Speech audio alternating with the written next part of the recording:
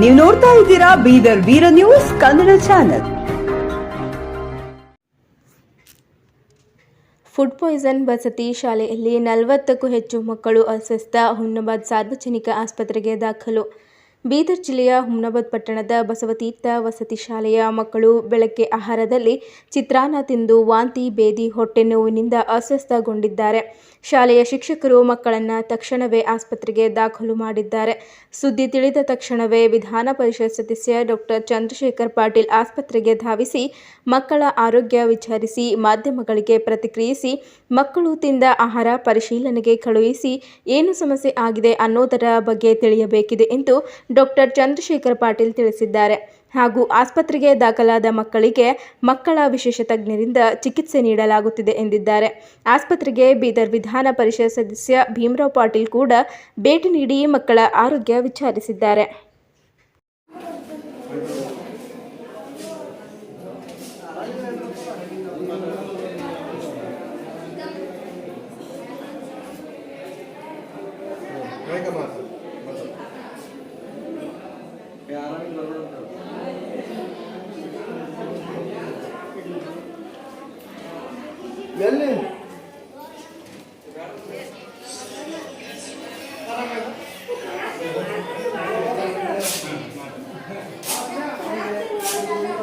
ಏನಾಗದ ತಮ್ಮ ನಿಮಗೆ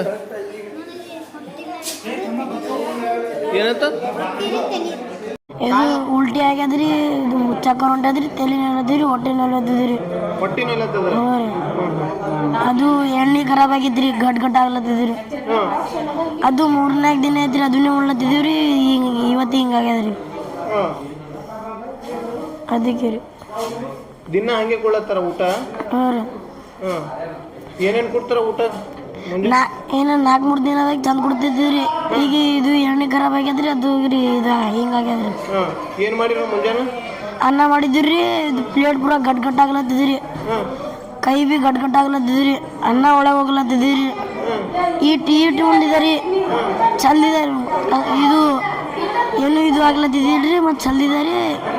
ಮ್ಯಾಲ ಹೋಗಿಸಿರಿ ನೋಡಿದಾರಿ, ಚಾಕರ್ ಪ್ಲೇ ಹೊಂಟದ್ರಿ, ಉಲ್ಟಿ ಹೊಂಟಿದ್ರಿ. ಅದು ಹಿಂಗಾಗ್ಯದ್ರಿ. ಉಲ್ಟಿ ಚಕ್ಕರ್ ಹೊಂಟದ್ರಿ, ಮತ್ತು ತಲೆ 3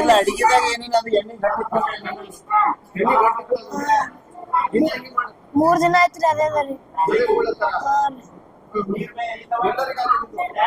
200 ಮಂದಿ ಇದ್ದಿದಾರೆ, 20 ಮಂದಿ ಹಿಂಗೆ ಆಗ್ಯದ್ರಿ.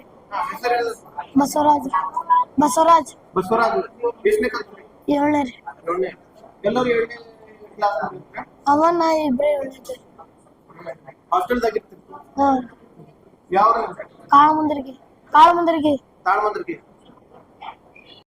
ये ಬಸವತೀರ್ಥ टीचर ಇದು ನಮ್ಮ शाले ಹೆಸರೇನು? बसवतीर्थ मठ.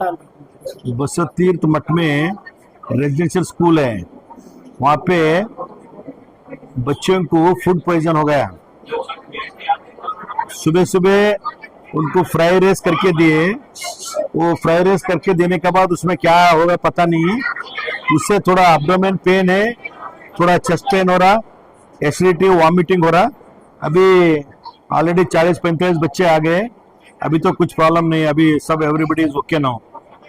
डॉक्टर साहब अभी देख लेने के बाद अभी उधर भी थोड़ा डॉक्टर्स को भेजे. अभी वहाँ पर कहाँ पे? बसवतीर्थ विद्यापीठ में. विद्यापीठ नहीं, बसवतीर्थ मठ. बसवतीर्थ विद्यापीठ मत ಅದು ಬೇರೆ ಆಗ್ತದೆ. अभी कुछ प्रॉब्लम नहीं, अभी सब जन स्टेबल है. अभी ऑलरेडी सबको लेकर आए. आने के बाद यहाँ पर पूरे डॉक्टर्स और बीओ भी आ गए. बीओ को भी मैं बोला जाके वहाँ पर ये करो. मैं भी जाता हूँ, जाके वहाँ पर क्या प्रॉब्लम है देख के ये कर ले, कुछ अटेंड करने लगाएंगे. ठीक है. हाँ, अरे वो फूड सैंपलिंग को भी क्या प्रॉब्लम बोलकर उसको भी फूड सैंपलिंग के लिए भी भेजा गया. मंगा के भेजता हूँ क्या प्रॉब्लम है.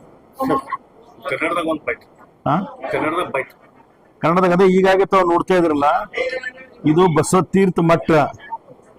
ಅಲ್ಲಿಂದ ಮಕ್ಕಳು, ಅಲ್ಲೊಂದು ರೆಸಿಡೆನ್ಷಿಯಲ್ ಸ್ಕೂಲ್ ಇದೆ. ಅದು ಏನೋ ಬೆಳಗ್ಗೆ ಪಲ್ಲವ್ ರೈಸ್ ಏನೋ ಮಾಡಿದಾರಂತ. ಆ ರೈಸ್ ಊಟ ಮಾಡ್ ಕೂಡಲೇ ಮಕ್ಕಳಿಗೆ ಅಸ್ವಸ್ಥ ಆಗಿ ವಾಮಿಟಿಂಗು ಮತ್ತ ಮೋಷನ್ ಆಗ್ತದೆ, ಹೊಟ್ಟೆ ನೋವು ಆಗ್ತದೆ. ಸ್ವಲ್ಪ ಜನರಿಗೆ ಹೆಡ್ಡೇಕ್ ಆಗಿ ಚಕ್ಕರ್ ಬಂದಂಗೆ ಆಗ್ತದೆ. ಅದಕ್ಕೆ ಮಕ್ಕಳೆಲ್ಲರೂ ಕೂಡಿ ತಾವು ಟೀಚರ್ಸ್ ಎಲ್ಲ ಕೂಡಿ ಕರ್ಕೊಂಡ್ ಬಂದಿದ್ದಾರೆ. ಇಲ್ಲಿ ಒಂದೆಷ್ಟು ಜನ ಇದಾರೆ, ಇಲ್ಲೊಂದು 40 ಮಕ್ಕಳಿಗೆ ಕರ್ಕೊಂಡ್ ಬಂದಿದಾರ. ಈಗ ಆಲ್ರೆಡಿ ಎಲ್ಲ ಮಕ್ಕಳಿಗೆ ಎಲ್ಲ ಚಿಲ್ಡ್ರನ್ ಸ್ಪೆಷಲಿಸ್ಟ್ ಅಲ್ಲಿ ಎಲ್ಲ ಡಾಕ್ಟರ್ಸ್ ಕೂಡಿ ಪರಿಶೀಲನೆ ಮಾಡಿ ಅವರಿಗೆಲ್ಲ ಈಗ IV ಗಿವಿ ಹಚ್ಚಿ ಈಗ ಎವ್ರಿಬಡಿ ಇಸ್ ನಾರ್ಮಲ್. ಏನ್ ಅಂತ ಪಡಿ ಏನ್ ಪ್ರಾಬ್ಲಮ್ ಯಾರು ಇಲ್ಲ. सर ये लापरवाही इतना ये कर रहे सर, स्टूडेंट के साथ आज ये हो गया, कल अगर कुछ भी हुआ तो इसके रिस्पॉन्सिबल कौन है सर? इसको क्या मैंने उसलिए अभी हमने उसमें क्या प्रॉब्लम है जो रेस का है ना, वो रेस मंगा के सैंपल टेस्टिंग के लिए भेज रहे हैं. लेकिन मालूम होना ना किस लिए हो गया, क्या वजह है. ಹೌದಲ್ಲ, ಅದಕ್ಕಾಗಿ ಈಗ ಅದನ್ನು ಸ್ಯಾಂಪಲ್ ತರ ಕಳಿಸಿ ಈಗ ಅದಕ್ಕೊಂದು ಬೇರೆ ವಿಂಗ್ ಇರ್ತದೆ, ಫುಡ್ ಸೇಫ್ಟಿ ಟೀಮ್ ಅಂತ. ಅವ್ರಿಗೆ ಈಗ ಡಾಕ್ಟರ್ ಫೋನ್ ಮಾಡಿದಾರ, ನಾನು ಹೇಳ್ದ ಕೂಡಲೇ ಅವ್ರು ಬಂದು ಆ ರೈಸ್ ಏನ್ ಮಕ್ಕಳು ಊಟ ಮಾಡಿದಾರ ಅದು ಸ್ಯಾಂಪಲ್ ತಗೊಂಡು ಟೆಸ್ಟ್ ಮಾಡ್ತಾರೆ ಏನ್ ಪ್ರಾಬ್ಲಮ್ ಅದ ಅಂತ. ಅದ್ರ ಮ್ಯಾಲ ಗೊತ್ತಾಗುತ್ತೆ ಅದು ಏನ್ ಅಲ್ಲಿ ಪ್ರಾಬ್ಲಮ್ ಆಗ್ಯದ, ಯಾವ್ದಿರೋದು ಏನ್ ಪ್ರಾಬ್ಲಮ್ ಆಗ್ಯದ ಅಂತ ನಾವು ಪರಿಶೀಲನೆ ಮಾಡ್ರೆ ಗೊತ್ತಾಗ್ತದೆ ಇಲ್ಲ ಅಂತ. ಈ ಸದ್ಯ ಅಂತಪ್ರೇನ್ ಯಾರು